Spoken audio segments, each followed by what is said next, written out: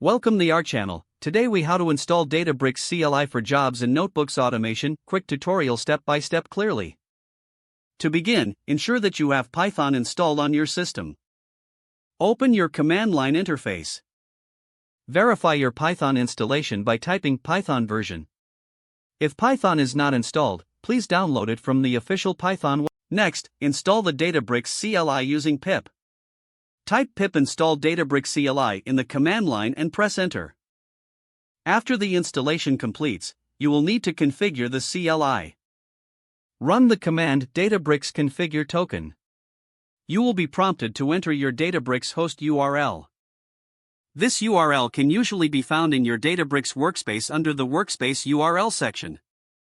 Next, enter your personal access token. If you don't have a token yet, generate one in the Databricks user settings. Once you have entered the token, the configuration is complete. To verify the installation, type Databricks version in your command line.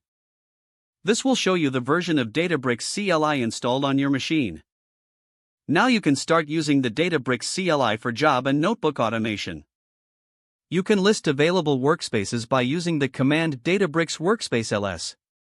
To automate jobs, use commands like data. You have successfully installed and configured Databricks CLI for automation. You are now ready to streamline your workflows effectively. If the page does not load, refresh the browser or try again in a private or incognito window. Make sure you are using the correct email address, then retype it carefully to avoid small typos. If your password is not accepted, use the reset option and create a new strong password you can remember. Check your spam folder for verification or security emails, then complete any requested confirmation steps. Enable two-factor authentication if available to improve account security and reduce unauthorized access risk. After signing in, review your profile details so your contact information and settings are accurate and current. If you see an error message, note it down and try again after restarting your device and internet connection. Log out when you finish, especially on shared devices, to keep your account and payment information secure. If the page does not load, refresh the browser or try again in a private or incognito window.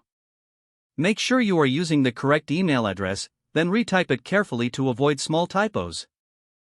If your password is not accepted, use the reset option and create a new strong password you can remember. Don't forget to like this video and subscribe to our channel for more step-by-step tech guides.